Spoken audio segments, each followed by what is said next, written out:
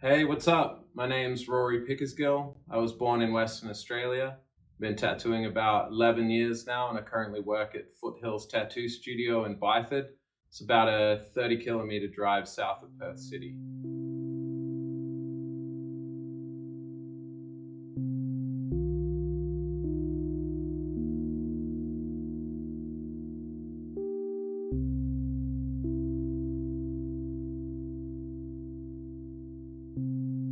I have first got into tattoos around first year high school, just from getting into punk music, metal music, and I used to race motorbikes and BMX, so seeing older crew with tattoos and that sort of thing. Also, my older brother, I remember he went and got tattooed, and I remember he actually got me to draw his first tattoo, and I remember when he went and got it done, and I saw it come back and they turned my illustration into a tattoo on his arm, and yeah, that kind of just lit a little fire under me. I thought that was pretty much the coolest thing ever, you know? I'd been in and out of tattoo shops already when I was like 14, 15, still in school and just kind of nagging for a job or asking for critiques on my drawings, just trying to get any information that I could, but it became pretty apparent and obvious that, I wasn't really gonna have much of a say or much of a door into the industry until I was, old enough. So I decided to do a construction apprenticeship as a bricklayer. I was about 15, 16 when I started that, and 3 years later I was qualified, and luckily for me it was fairly booming here in Western Australia in the construction industry. So as soon as I finished my apprenticeship, I started my own business and was building houses on my own at like 18, 19, and put away a bit of money so that, I always knew that when I wanted to get into tattooing that I wanted to be set up, because I know a lot of people had to, sell cars or move back into home, and it's a lot of financial stress learning to tattoo. So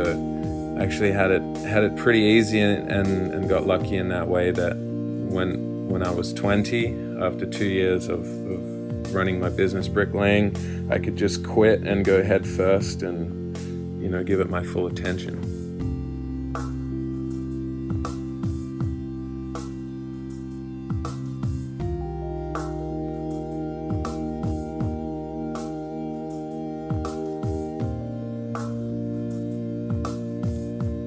I still remember the day when I decided to quit the bricklaying and get into tattooing. I just had one of those really shitty days on a construction site, everything going wrong and stress, and people breathing down your neck trying to get shit done. So I just had a guts full of it, and I heard the local shop was looking for someone. So I went, straight in off site, still covered in brick dust, and walked in and hit Josh up, put my name forward, gave him my portfolio, and then I got lucky with the timing and they liked my drawing. So about a week later, that was it. I was in there, and I never looked back, never did another day's construction work.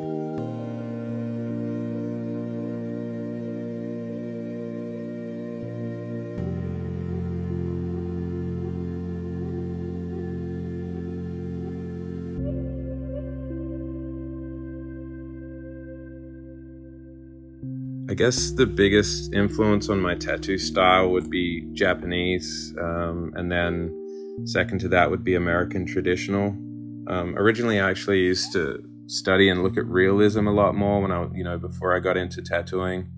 But the more I learned to tattoo, and that kind of led to more appreciation for flat imagery, stuff with an outline and something that you can actually illustrate from scratch and make it a little more abstract, a little more graphic, rather than I didn't like the limitations to photographic reference, especially back in the earlier days. There wasn't so much like Google and social media to get all your reference photos from. So I actually really enjoyed the Japanese for its full body coverage. I felt like it's cool to do like a one-shot tattoo or, stick something on and get it done. But I really felt like for me, the pinnacle of tattooing was to make someone's entire body as one piece, and I personally feel the Japanese were the best to execute that whole bodysuit look, and so that would be the biggest reason for their influence on my tattooing.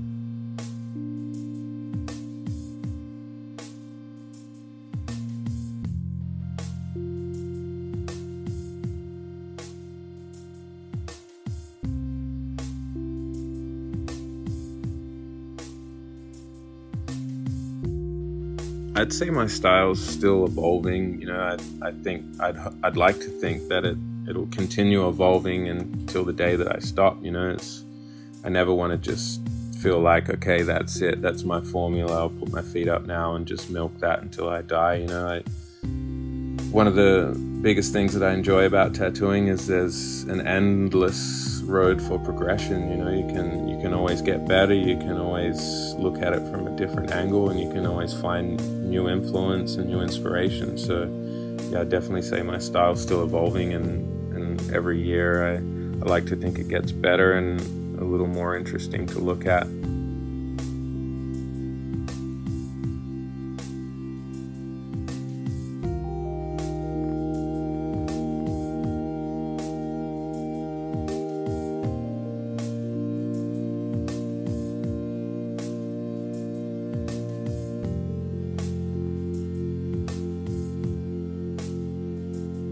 Painting and drawing are really important to me. You know, it's the main source of how I get all my studying done, and where I try all new ideas, or that's how I get to paint something and present my new ideas to people so that I can sell them as tattoos and that sort of thing. I think it's one of the fundamental kind of building blocks of creating in any way. You know, everything starts from an idea, and then to make it visual, you need to draw it.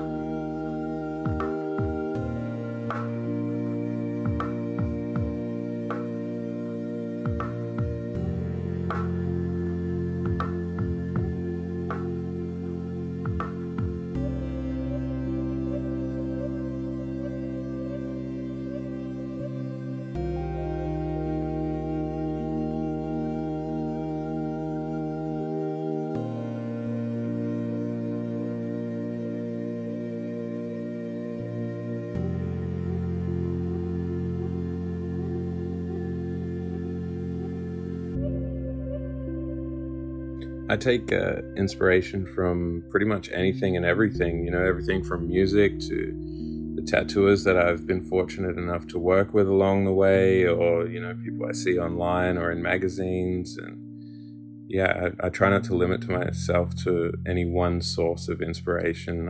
I'll use basically whatever I can to motivate me to get some studying done, or, you know, spice up the style a bit, or whatever it is.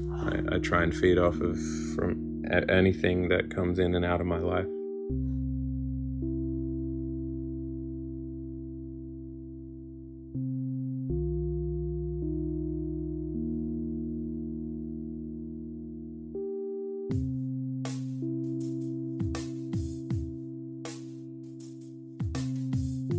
I'm lucky enough to do a lot of large-scale tattoos. So over those months or years or whatever it may be, you develop a really strong relationship with a lot of my clients. Like, some of them become some of the best friends that I've had. You know, I've worked all over the world, so I get to learn a lot from my clients, and it's a really nice way to get an intimate look into their culture, or where they come from, or their life, you know.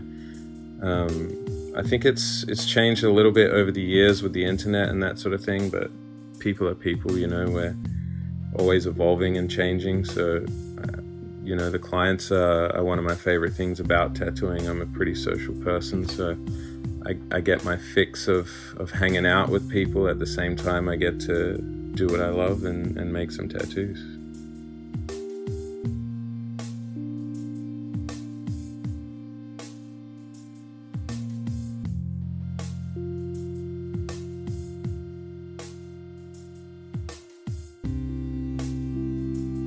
feel like tattooing's changed a lot since I started. I started right at the beginning of the social media era.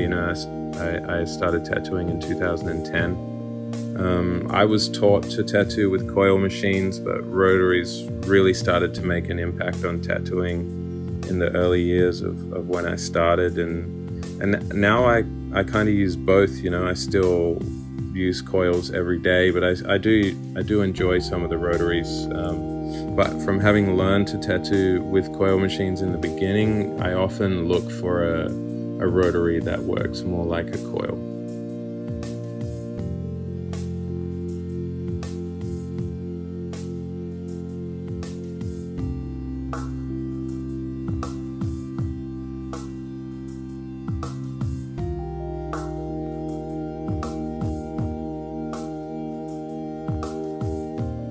I really enjoy using coil machines because it kind of feels, for me, it's kind of like taking the old classic car out for a drive or something, there's something about it that, like, handmade, it's not mass produced. It's, at least the coil machines I've used have always been sort of made specific to my liking. I was fortunate enough to work with a kind fellow, Lucas Ford, over in Canada there, and he taught me how to make machines in his workshop, and that only really built my love for coils even more, and my respect for the people that do make them, because it is an art in itself, making the perfect tattoo machine, because what works for one person might not work for another. So having a deeper understanding of how they worked and how they're built and why they run the way they do, that really helped me with making all my machines work the way I wanted them to.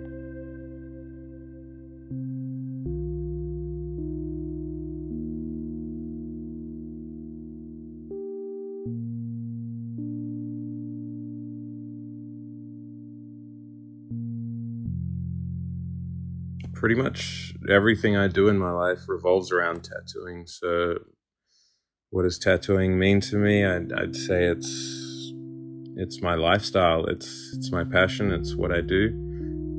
Like anything, it has its days and you need to take breaks.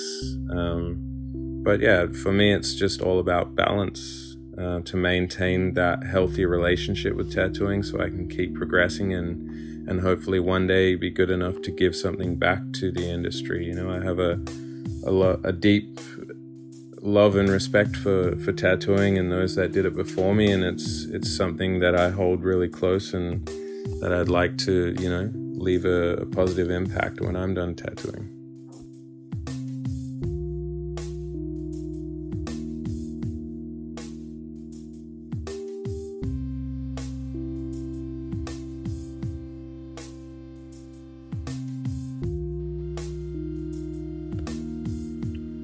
I don't really have any super long-term plans in tattooing.